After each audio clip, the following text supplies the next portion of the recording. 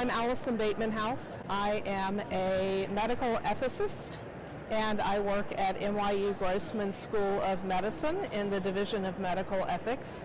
And my specialty is dealing with questions of novel therapeutics, particularly questions of who gets access to them, when. So it can be dealing with clinical trials or post-trial access programs or other types of access programs.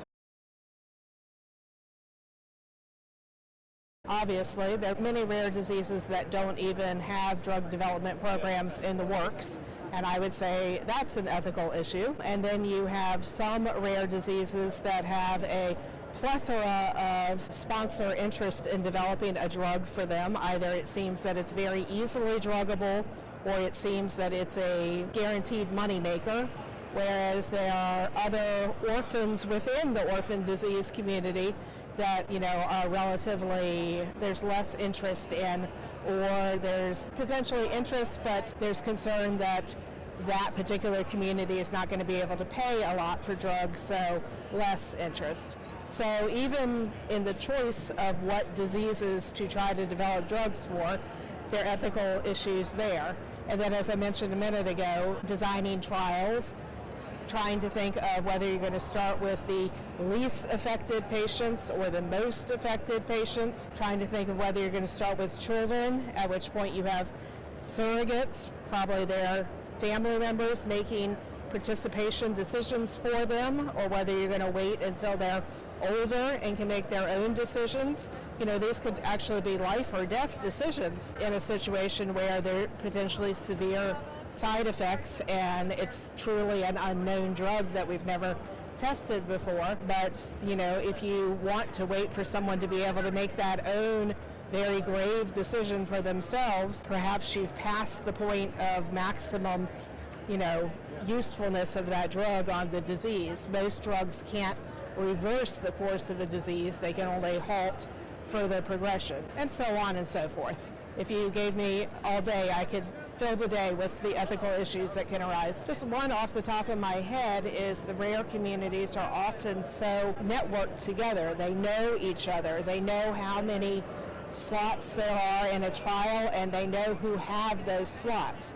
So I've talked to parents before who at one point are consoling a fellow parent whose child has been rejected from a trial.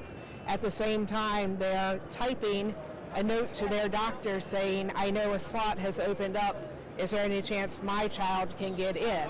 So there's sort of mixed emotions of feeling so bad for this other child or this other patient that you have this relationship with, but at the same time, still looking out for yourself or for your child, trying to get into those very limited slots, because trials for rare diseases typically have very, very small clinical trials.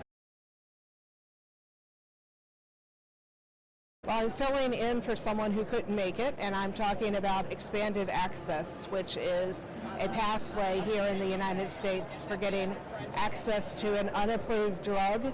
So it's not available in your pharmacy. Your doctor can't just prescribe it for you. Normally, you would have to get it through a clinical trial, but there are occasions when people can access unapproved drugs outside of clinical trials. So that's what I'm going to be talking about in a very brief talk, where I'm going to try to cram the history, the ethics, and the law all in 20 minutes. I am moderating a panel as well, also about expanded access, and this is going to be a panel of experienced industry personnel who have dealt with expanded access programs run by industries, and talking about, the title is The Do's and the Don'ts of Expanded Access Programs.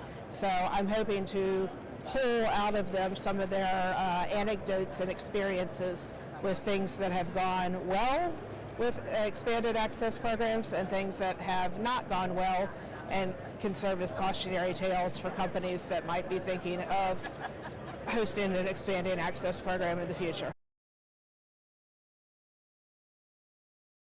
Normally when I have the opportunity to talk with physicians or patients or anyone in the medical field, I'm always harping on the need for education. I do work in clinical trials, I do work in expanded access, and frequently I find people just don't know the basic rules of operation or what's available to them.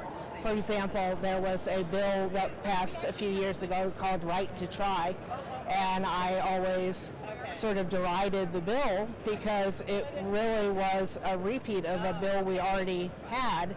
And I said, do people know that we already have this and we're basically reinventing the wheel with just a few minor tweaks? So I frequently am just pushing for more knowledge, more understanding of what's there, more awareness of resources so that people who don't know what's there can go find out what's there.